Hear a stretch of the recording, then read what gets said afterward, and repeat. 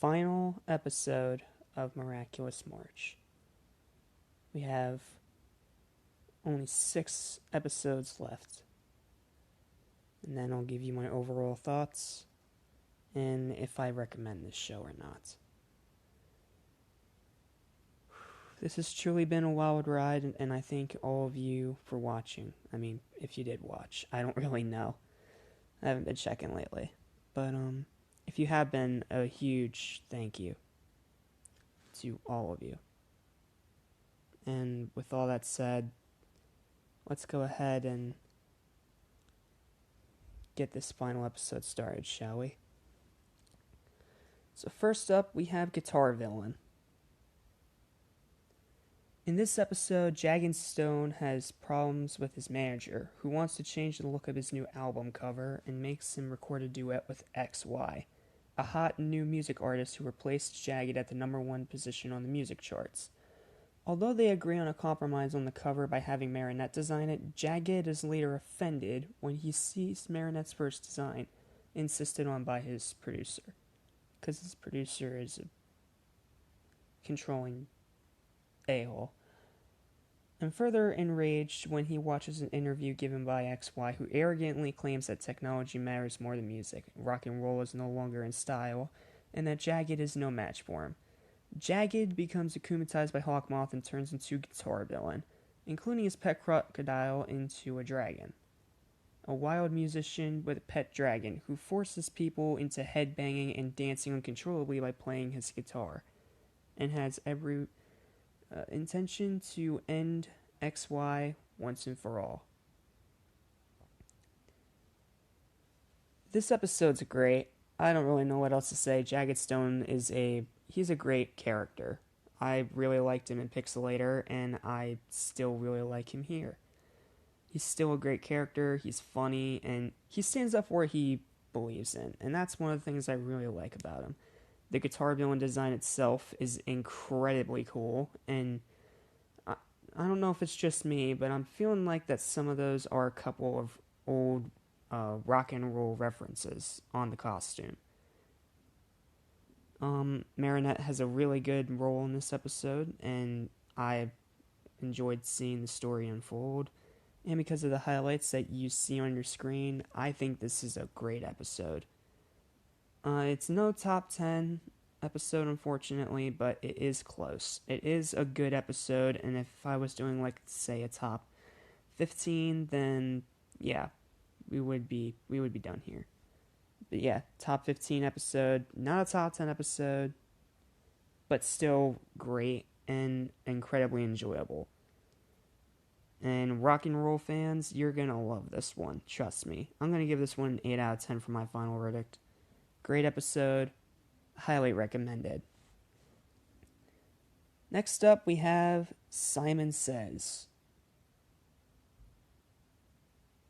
In this episode, Nino is a contestant in a game show called The Challenge, where he has to get Mr. Bourgeois to dance.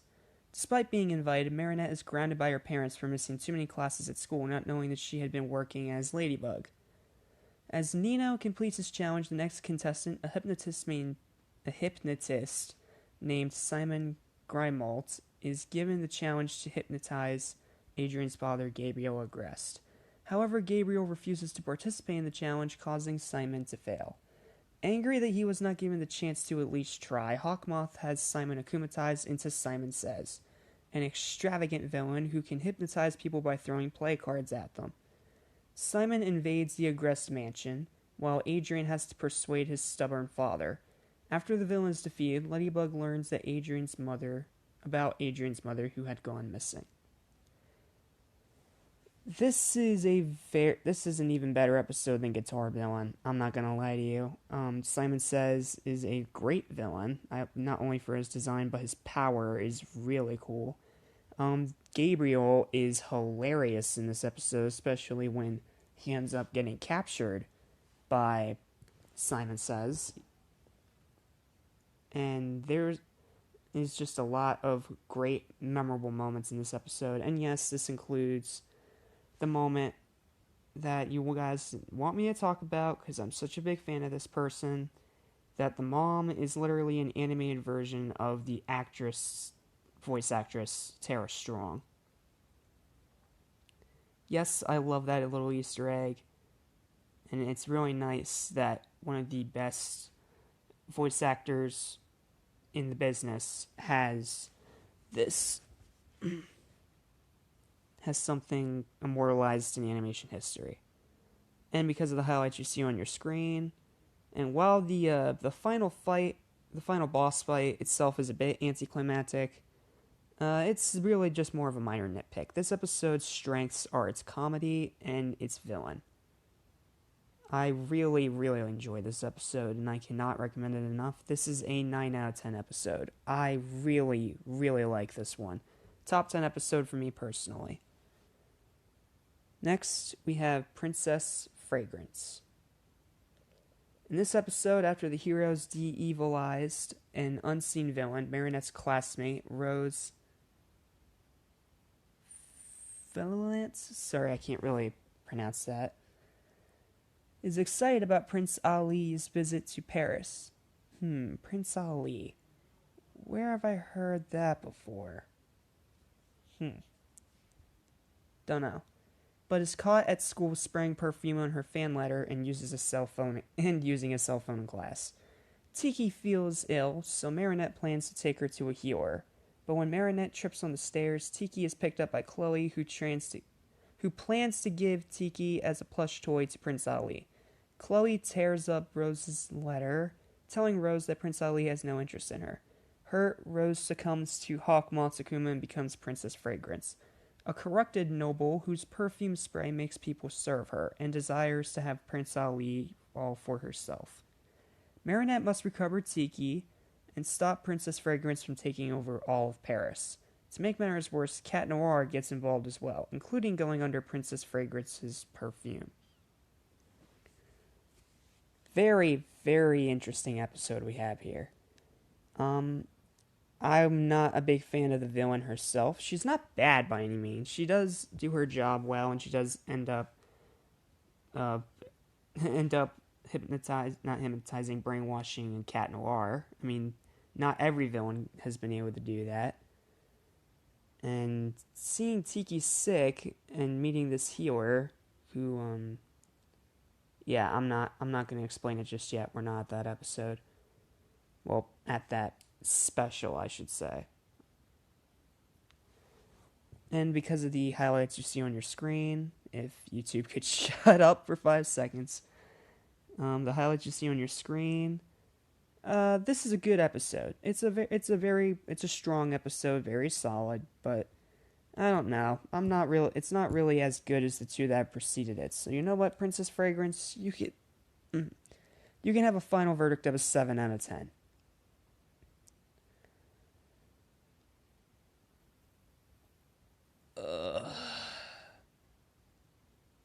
And now, ladies and gentlemen, we come to the angriest part of this entire video.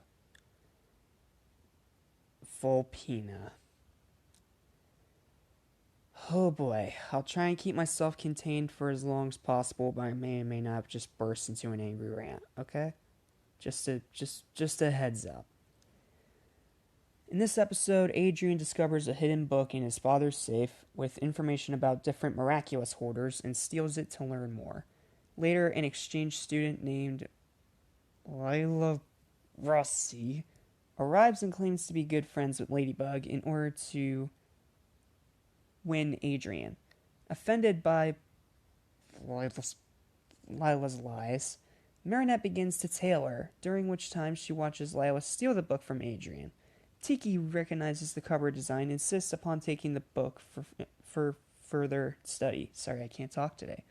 Lila then tells Adrien that she is descended from the miraculous holder Volpina, and prompting Marinette to transform into Ladybug, and calls Lila on her lies in front of Adrien. Embarrassed, Lila runs off and allows Hawkmoth to transform her into Volpina, the superhero-themed supervillain with the power to create illusions, so she can gain Ladybug and Cat Noir's trust and betray them. The plan fails, though Hawkmoth is not concerned, proclaiming that his big day is at hand. Afterwards, Tiki's suspicion about the book is confirmed, It is the long-lost book of lore that contains coded secrets about the Miraculous. Miraculous. She then brings Marinette to meet the Great Guardian, Master Wang Fu, who turns out to be the healer from the previous episode. I'm sorry, guys. I hate this episode. I flat out hate it. Because of Lila. She is one of the worst characters in animation that I have ever come across. Worse than Angelica from Rugrats. Worse than even Chloe. She is just the absolute worst character in the show. And like I said, one of the absolute worst cartoon characters I've ever come across. Her cocky, arrogant, lie-filled attitude, and the fact that her character is a complete and total you know what, she damages the episode to a point when I can't even hear her voice without raging. That's how angry I get out of this episode. I know it may seem a bit weird for a 20-year-old man to get angry about this, but no. This character sucks. She is a complete and total a-hole, and I hope to never come across her again. This episode just sucks. It flat out sucks. Yes, there's highlights on your screen, but that is literally it. This episode is terrible. It is outright terrible. And the worst part is, I can't even skip it on rewatch because it has an important plot point at the very end. Ugh! I hate this episode so much. I hate it, I hate it, I hate it, I hate it.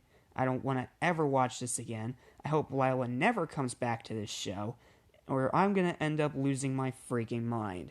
This is a 3 out of 10. This is a terrible episode, and the worst episode of this series that I have seen thus far.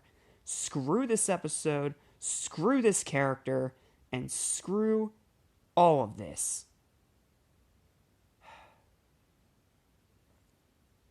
Sorry, I had to get that out of my system. But we're going to end on a positive note, because we have, for our finale, the Season 1 finale. Origins Part 1 and Origins Part 2. Codename Ladybug and Cat Noir and Stonehearts.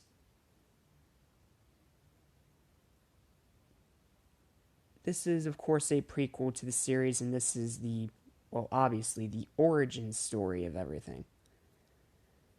Hawkmoth captures a Kwami named Nuru and forces his allegiance. The butterfly brooch allows him to give people what they desire, bound to obey his will.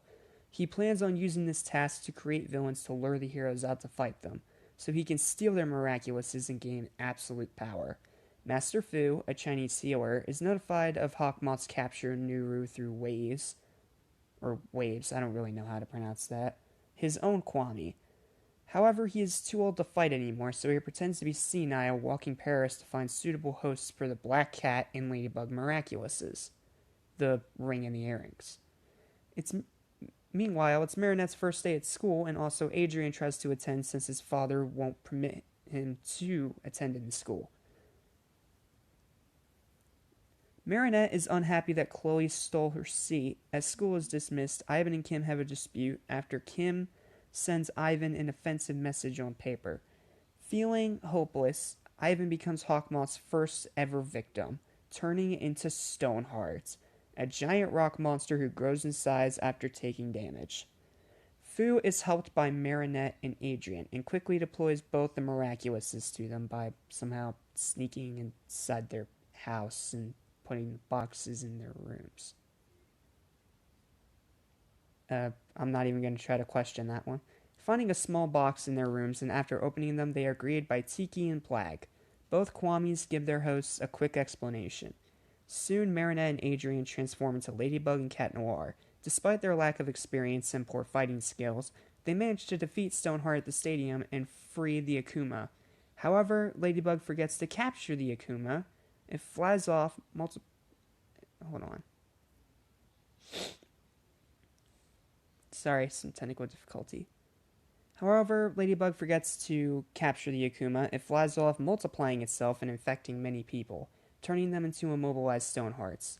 The episode ends as Marinette learns of her mistake and, thinking that she cannot do the job, removes her earrings and puts them away under her dressing table, causing Tiki to disappear.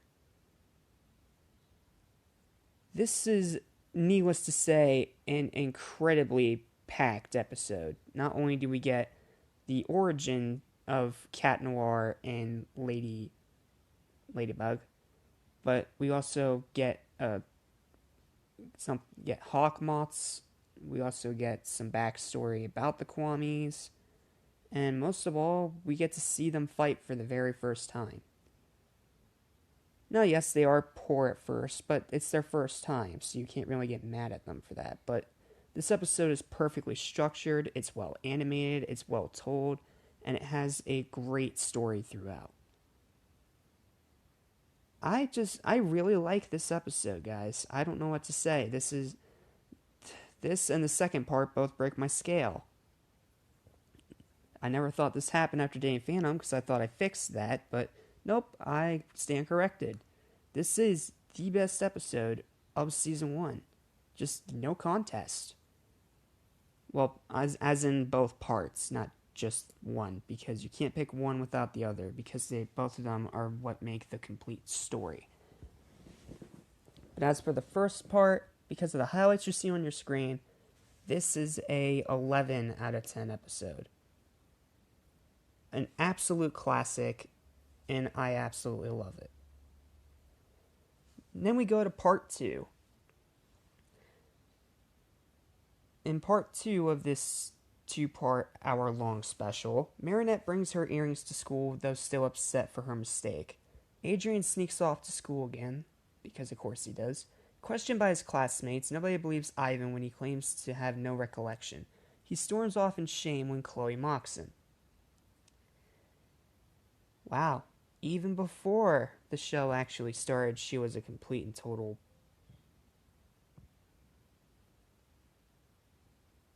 you know what. Marinette eases Ivan. Encouraged by her, Ivan sings Maylene a love song, but accidentally scares her off. He turns into Stoneheart again with Hawkmoth Sakuma and takes control of his duplicates around Paris, which come to life. Adrien rushes to stop Stoneheart as Alia takes chase to film the battle. Marinette runs after her, wanting to pass her the earrings. Seeing the danger, Marinette has no choice but to transform. Breaking Cat Noir out, they rush to Chocadero. I hope I'm pronouncing that right. Ladybug catches Chloe when Stoneheart throws her toward Point Delina? Pont Delina? I'm sorry, guys. I give up on trying to pronounce this. I need to learn French. From the Eiffel Tower's lower deck, a swarm of Akumas fly out of Stoneheart's mouth, forming Hawkmoth's space, who declares to all Paris they will be spared if Ladybug and Cat Noir's Miraculouses are surrendered. Ladybug refuses, stating that Hawkmoth is the one at wrong, and cleanses the Akuma cloud. Ladybug climbs to the top of the tower using her yo-yo to make Maylene kiss Stoneheart's chest. Surprised, Ladybug manages to crush and purify the Akuma. After her magic cleans up the collateral damage, Ladybug passes Ivan's song lyrics to Maylene. Later, Adrien's father allows him to go to school while Marinette stands up to Chloe, retaking her seat. That evening after school, it's raining outside. Adrien hands Marinette his umbrella, and the two share an intimate moment before parting ways. Master Fu and Waves, however you say that, watch from afar, satisfied with their decision to make them the Miraculous holders. Wow. Yeah. I guess the best way I can describe this episode is that it continues exactly where the first part left off. It's way more action heavy. And that, I gotta talk about this. You guys know I have to talk about this. It's a thing everyone has talked about to death with this episode. And that is the umbrella scene. Now, up to this point, Adrien and Marinette didn't even like each other. because Adrian was trying to take gum off of Marinette's seat because that Chloe put there. And then when Marinette comes in, there's a misunderstanding, and she comes around to hate Adrian. And then when the rain starts to pour down and Adrian tries to apologize, Marinette is very silent. But then Adrian gets to apologize and explain everything and gives her his umbrella. And that look in the rain, it's one of the most beautiful things I've seen in animation. I'm not kidding. It's incredibly sweet. It's extremely memorable. And I had to try my best not to cry. I kid you not. This is just an amazing scene. In every single way. Not to say that the other scenes, the highlights, aren't any good either. But that rain scene, that's gotta be one of the best scenes, if not the best scene in the entire show that I have seen thus far. I adore this 2-part special. And Stoneheart, you also get an 11 out of 10. It is probably one of the most well-written, interesting, engaging, well-animated, incredibly well-voice acted, and just greatest origin stories I think I have ever seen. And that's it. That is literally everything. We have reviewed all 26 episodes of Miraculous, Season 1. This has been quite the ride. At first I thought I was not going to like this show, because I thought it was going to be just girl-centered and there would be nothing there for adults or guys to enjoy. But now that I have watched and rewatched this entire season multiple times this entire month, I gotta say that I have fallen in love with this show. I love the characters. I love the costume designs, the voice acting, the animation. Yeah, hey Nickelodeon, take some notes. This is how you do CG correctly. And just, I've fallen in love with this show. I know, it took a year, but just like I was able to convert my girlfriend Christy to a Dragon Ball Z fan, she has converted me into a Miraculous fan. And now, even though the month is over, I just want to see more. But as of my final thoughts on the season as a whole, I gave them all, as you know, scores out of 10.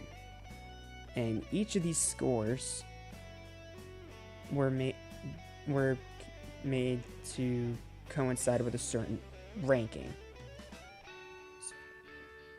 And as of this, sorry, I'm rambling. But with this, we've had, well, hold on, let me explain. I guess I should explain the scale first. If an episode is a 0 out of 10, it's a trash episode. If an episode gets a 1 to a 3 out of 10, it's terrible. Volpina. If it gets a 4, it's meh, just forgettably mediocre. If it's a 5 out of 10, split down the middle, it's okay. If it's a 6 to a 7 out of 10, it's a good. If it's an 8 to a 9 out of 10, it's a great. And then 10 plus is a classic. I know I kind of already established this kind of ranking system when I did this for SpongeBob, but I didn't really go into in-depth there with the scale, so now you know. So with putting that into account, with all 26 episodes now officially scored out of 10, we've had 6 classics, 13 greats, 6 goods, 0 okays, 0 mehs, 1 terrible, Volpina, and 0 trash. That gives us a final and if it was a perfect flawless season, it would have gotten 260 points. If it was a perfect flawless season and every episode was a 10. But since episode isn't a 10, I just added up all the scores that I gave each episode, and I've come out with a final overall score of a 216 out of 260. That is a pretty high bar. That's not only over half that I actually find great, but it's also, and while it's not perfect 260, it's still very, very good. And for overall thoughts, yeah, I highly recommend this. Don't be scared of this show, okay? You're gonna fall in love with it just like I have. I just know it. If you're into superheroes, comic books, and high school drama, I guess, then you're gonna really love this show. And I think you're gonna absolutely enjoy it, especially if you're a fan of Spider-Man. Because seriously, half of this show's inspiration comes directly from Spider-Man. Anywho, I'm getting off track. So my final overall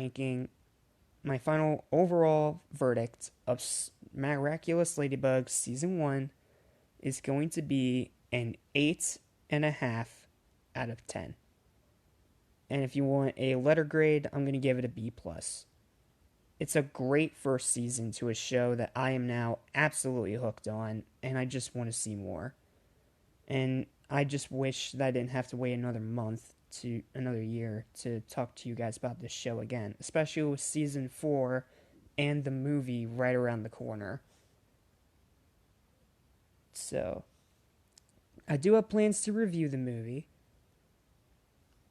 but I can't really go into detailed plot or anything like that because I'm still only through season 1. And before you guys ask, no, I am not counting the Christmas special in this. That's why it doesn't have a review. Also, because it's not available on Netflix, so there's no way I can really watch it. And so yeah, those of you that have been wondering why the Christmas special is not in this ranking, that is why. Because it is a straight up special that doesn't really have anything to do with anything with the show. Aside from some cute moments from what I've heard. But this is a great show, guys. Seriously, give this one a watch. I think you'll really enjoy it. Don't be scared. It's not just for girls. There's a lot for adults to really like too. And guys, there's a lot for guys to like here too. I mean, I'm a 20-year-old man and I've fallen in love with this show. So, take that for what it's worth. I mean, and because girl cartoons are usually kind of crap, I will take this over Barbie and My Little Pony any day of the week. Well, that's it. And with that, Miraculous March has been officially concluded. I don't know what else to say, aside from I was really happy to be able to give the show a second chance and fully review it in its entirety, at least the first season. I've fallen in love with this show, and I look forward to watching more of it. And while I do have to wait another year to talk about the next season, needless to say, it's going to be worth it. I'm still going to watch it, I just won't be able to make videos about it. So, yeah, that's all I have to say. Thank you guys for watching all of these reviews. I know that they're not the highest quality ones on YouTube, but I'm working with what I have, and I only hope I made all of you happy with this. So yeah, I recommend the show. I definitely recommend all of you go to Netflix right now and give it a look. However, if you're wondering what the chronological order of the episodes is, well, just look back on these reviews, because they are all in chronological order. For anyone that gets confused, because for some reason Netflix still has them out of order, which is still annoying. But it is what it is. So, that's all I have to say. Thank you, Miraculous, for all the great animated memories that I've just made through this entire month. And I only hope to get to review you again at some point before next year. Until then, thanks for everything. I'm sorry I ever doubted your show would ever be as great as it is. and I can't wait to see more. I can't wait to see Season 2 and Season 3, the upcoming Season 4, the New York special, the Shanghai special. I've got a lot of catching up to do. So, yeah, needless to say, just thank you guys for watching. And as for you, Ladybug, hope you keep protecting Paris for a long time yet. Until next time,